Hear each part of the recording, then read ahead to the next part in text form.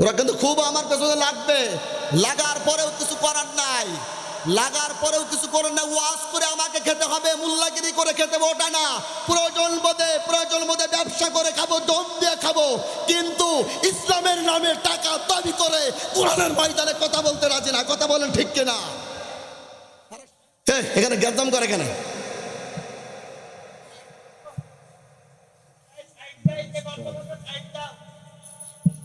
মস্তানি যা হবে সব দিক যাই হবে, মাহফিলের কাছে কোনো মস্তানি নেই। কথা বলেন না কেন? এখানে অত মস্তানি নেই, সেকালে বিলাতে গেছে। এখন যা হবে আল্লাহু আকবার, সুর টুপিওয়ালারা সমস্ত মুসলমানরা এক হয়েছে। কোন নাস্তিক আর শয়তানের এই পাগলার জমিনে জায়গা হবে না। কথা বলেন ঠিক কিনা? কাঠমোল্লা কাকে বলে? কাঠমোল্লার কিছু নিয়মাদি আছে না নাই? কাঠমোল্লা হলো ওই লোক যে লোক কোরআন দিয়ে নামাজ পড়ায় কিন্তু কোরআনে রাষ্ট্র চায় না, এই লোক কাঠমোল্লা। হ্যাঁ, আওয়াজ করে বলেন, এ লোক হলো কাঠমোল্লা। এই কাঠমোল্লা দিয়ে মুখ থেকে কোরআন বের হবে, কিন্তু আল্লাহর কোরআন রাষ্ট্র ক্ষমতায় যাবে না। কথা বলেন না কেন? আবার কোরআনের কথা বলবে ময়দানে, স্টেজ থেকে বলবে যে স্টেজ থেকে নামার আগে, খাওয়ার আগেই আমাকে 40,000 পুরে দেওয়া লাগবে। হ্যাঁ, কথা বলেন না কেন? এই আলেমদের সঙ্গে ইসলাম যায় না। কথা বলেন না কেন? হয়তো এই কথাটা যদি ইউটিউবে চলে যায় কোনো রকম, তাহলে পরে মৌলানারা আমার জাত ছেড়ে দেবে। ওরা কিন্তু খুব আমার পেছনে লাগবে, লাগার পরেও কিছু করার নাই, লাগার পরেও কিছু করার নাই। ওয়াজ করে আমাকে খেতে হবে, মুল্লাগিরি করে খেতে হবে ওটা না। প্রয়োজন বোধে ব্যবসা করে খাবো, দম দিয়ে খাবো, কিন্তু ইসলামের নামে টাকা দাবি করে কোরআনের ময়দানে কথা বলতে রাজি না। কথা বলেন ঠিক কিনা? আরে শেষ পর্যন্ত না হবে ছাতার ব্যবসা করে খাবো। কথা বলেন না কেন? কথা বলেন, দরকার ছাতার ব্যবসা করে খাবো, কিন্তু তারপরেও ময়দানে এসে কোরআনের কথা বলে দাবি করতে রাজি না যে 70,000 না হলে বাড়ি যাব না। এই হামাদ পরেই গত বছর ঘটনা ঘটছে। কি মিথ্যা বলছি নাকি? হ্যাঁ রে মোল্লা রে, হ্যাঁ, হাই হাই, যাবেন কোন জায়গায়? যাবার কি? ওরে ফান্দে পড়িয়া বগা কান্দে রে। কথা বলেন না কেন? ওরে ফান্দে পড়িয়া বগা কান্দে রে। মানুষও খারাপ আছে, আমাদের দিলও ঠিক না। একটা কথা বলবো, সেদিন এক জানা যায়, একজন মারা গেছে, খুব নাম করালো। আমাকে বলতেছে হুজুর জানাজা করা লাগবে, আপনি রেডি থাকেন। আমার এই মেহেরপুর গাংনী থানার কথা বলছে, ঠিক আছে। জানাজায় উপস্থিত হয়ে গেলাম। কিছুক্ষণ পরে দেখছি এক নাম করা এক মসজিদের ইমাম আসছে, উনি দেখছেন একদিন জানাজা পড়াচ্ছে। তে যত নেককার লোকই হোক, যত নেককার লোকই হোক, কবরে কি জবাব দেবে? আমরা মনে করি বড় মোল্লার বড় টুপি দেখলে পরে আমরা পাগল হয়ে যাই। কথা বলেন, জবানের আল্লাহ কোনো সময়ের জন্য ওপরেরটা নেন না, আল্লাহ নেন ভেতরেরটা। কথা বলেন। গত কয়েকদিন আগে আমার মাদ্রাসায় নিয়াত করেছিলাম যে কিছু সংখ্যক আলেম ওলামাদেরকে দাওয়াত দিয়ে খাওয়াবো, অন্য কোনো উদ্দেশ্য না। সেদিন এক নেতা আমাকে বলতেছে, তুমি বলে অমুক দেশের থেকে চলে গেছে বলে সব ইমামদের ডেকে খাওয়াইছো। যাবো কোন জায়গায়? যাবো কোন জায়গায়? আল্লাহ বললেন লা ইয়ানালুল্লাহা লুহুমুহা ওয়ালা দিমাউহা ওয়ালাকিন ইয়ানালুহুত তাকওয়া। আমার কাছে রক্তের দরকার নাই, গোশের দরকার নাই, আমার কাছে দরকার হলো ওয়ালাকিন ইয়ানালুহুত তাকওয়া। হাজার লক্ষ টাকা দিয়ে কুরবানি দিবা, ওই কুরবানি আল্লাহ দরবারে কবুল হবে না যতক্ষণ না পর্যন্ত তোমার ভিতরের পশুত্ব জবাই না করবা। আওয়াজ করে বলেন ঠিক কিনা? রাগ করলেন মনে হয়? যা করেন করেন, আসছে একদিন, আর তো এখানে আসা লাগবে না, কোনো সমস্যা নাই। দাওয়াতের কোনো অভাব নাই, আল্লাহ দিলে ভালো দাওয়াত আছে, কোনো সমস্যা নাই। কালকে 3টা দাওয়াত লেখাইছে, কোনো ঝামেলা নাই। কোরআনের কথা বলবো, এটা যা হয় হবে। ভাইরা আমার, আসুন সামনের দিকে যায়। প্রিয় ভাইরা আমার, আল্লাহ ডেকে বললেন তাদের অনুসরণ করো যারা কোনো বিনিময় চাই না। কথা বলেন, যারা কোনো বিনিময় চায় না। প্রত্যেক মাসে তারা ইয়ানত দেয়, টাকা দেয়, ইসলামের জন্য দেয়। কথা বলেন না কেন? কোনো বিনিময় নাই, শুধু একটাই উদ্দেশ্য, আল্লাহর দিন দুনিয়ায় কি করে প্রতিষ্ঠিত হয়ে যায়। জেলে ভরে জুলুম করে যেমন ভাঙ্গা যাবে না, অত্যাচারের শিকল দিয়ে কোনো বাধা যাবে না। আল্লাহু আকবার বলেন। হতাশ কেন বন্ধ তুমি পরম শপথ নাও, আর কিছুদিন আনতে সদিন বেবেলামি গান গাও। শহীদেরা সব তাকিয়ে আছে, পিছপা হওয়া যাবে না। অত্যাচারের শিকল দিয়ে মন বাঁধা যাবে না। জোরে বলেন আল্লাহু আকবার। পৃথিবীর কোনো কাউকে ভয় করা দরকার নাই, একমাত্র কেবলমাত্র শুধুমাত্র আমরা মাথা নিচু করেছি একমাত্র আল্লাহর কাছে। কথা বলেন ঠিক কিনা? প্রিয় বাবাজিরা আমার, আফসোস আর পরিতাপের বিষয়, নবীকে মহব্বত করে ভালোবাসি, কিন্তু আজও পর্যন্ত মক্কায় যেতে পারলাম না। এমন দেশে বসত করে এখনো আমি মদিনায় যেতে পারলাম না, মক্কায় যেতে পারলাম না। নবীজি এই পৃথিবীতে সারা জীবন উম্মতের জন্য আফসোস করেছেন। নবীজির খুব কান লাগাবেন। 10 মিনিটে আমি আলোচনা ইতির দিকে যাব। নবীজি সোমবারের দিন নবীর ওফাত হয়ে গেল। নবীজি সোমবারের দিন নবীর ওফাত হয়ে গেল। মঙ্গলবার গেল, বুধবার গেল, বুধবারের দিন আসরের পর নবী জানাজা। সব সাহাবীরা কান্দে।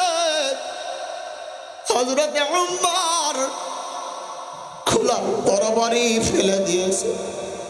কার জন্য জিহাদ করব, কার জন্য আমি যুদ্ধ করব? আমার নবী তো দুনিয়াতে নাই। হযরতে আবু বকর কান্দে, নবী এই জন্মে আর দেখা হবে না। হযরতে আলী ফুপাইয়া ফুপাইয়া কান্দে। সব সাহাবীরা হাউমাউ করে কান্দে।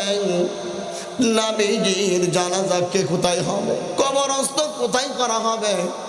সব সাহাবীরা পরামর্শে বসে গেল।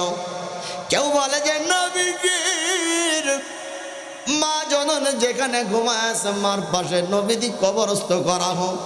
বলে না, রাসূলুল্লাহর আব্বার কবরের পাশে রাসূলুল্লাহকে কবরস্থ করা হোক। কেউ বলে যে না,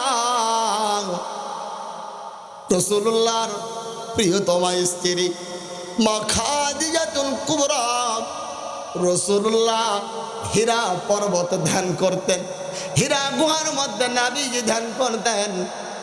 প্রায় 2500 ফুট উঁচা। ওই 2500 ফুট অতিক্রম করিয়া দৈনন্দিন রাসূলুল্লাহর জন্য একবার করে খাবার নিয়ে যাইতে। নবীজি প্রিয়তমা স্ত্রী খাদিজার কবর পাশে নবীকে দাফন দেওয়া হোক। সবাই চিন্তায় পড়ে গেলেন। হযরতে আবু বকর ডেকে বলে, ফাতেমার কাছে জিজ্ঞাসা করা হোক। ফাতেমার কাছে সালাম পাঠালেন। ফাতেমা রাসূলুল্লাহর আল্লাহু আকবার মুহাব্বতের মেয়ে। সবাই মিলে পরামর্শ করে বলা গো, আমরা বলতে পারবো না। প্রিয়তমা স্ত্রী মা আয়েশা সিদ্দিকাকে একটু জিজ্ঞাসা করা হোক। মা আয়েশা সিদ্দিকার কাছে, মা আয়েশা সিদ্দিকার কাছে ডাক দেয়া বলে, মা নবীজি তো আজকে প্রায় 3 দিন হয়ে গেল মক্কা মদিনাতে উনানে আগুন জ্বলে নাই। আয়েশা, আমি তোমার আব্বা জানাই, তোমার কি কোনো মতামত আছে? নবীজি তো তোমার ঘরে ওফাত হয়েছে। বলো আয়েশা, রাসূলুল্লাহর রওজা কোথায় হবে, কবরস্থ কোথায় হবে? একটুখানি তুমি পরামর্শ দিয়ে দাও। জিন্দা যদি থাকতো নবী এই দুনিয়ার মাঝে কদম জড়াইয়া ধরতাম বুকের মাঝে। আল্লাহর নবীর প্রিয়তম স্ত্রী আয়েশা হাউ মাউ করে কেঁদে ফেলেছে, ডেকে বলে আব্বা জান, নবীজি আমার পুরুর উপরে দাবদার উপরে একদিন ঘুমায়া ছিল, আমি দেখি নবীজির প্রায় 7টা মতো দাড়ি মুবারক রাসূলুল্লাহর পেকে গিয়েছিল। আমি নবীর কাছে নবীর মাথার মধ্যে দাড়ির মধ্যে হাত বোলাইতেছিলাম, হঠাৎ করে নবীজি ঘুম যে যাই, আমি দাড়ি পাকা থেকে আমার চোখে পানি চলে আসছে। দাড়ি পাকলে নাকি মৃত্যুর চিঠি আসা শুরু হয়। আমি আয়েশার সহ্য করতে পারি না, আমি হাউ মাউ করে কাঁদতে শুরু করেছি। আমার চোখের পানি গড়ায়া নবীজির চোখের মুখে যখন যাই না পড়েছে, নবীজির ঘুমখানা ভেঙে গেছে। ডাক দেয়া বলে আয়েশা কি ব্যাপার, তুমি কেন কান্দ? আয়েশা বলে নবীজি আপনার কাছে একটা প্রশ্ন, বলেন আপনি এই পৃথিবীতে কতদিন থাকবেন? আমার দয়ার নবী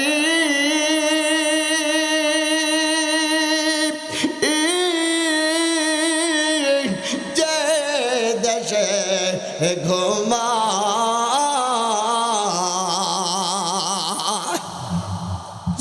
নবীজি কতদিন থাকবেন? রাসূলুল্লাহর চোখের মধ্যে পানি। নবীজি আমার চোখের পানি ছেড়ে ডেকে বলে আয়েশা, ও আমার প্রিয়তমা স্ত্রী, তোমার কাছে একটা বিষয় জানতে চাই।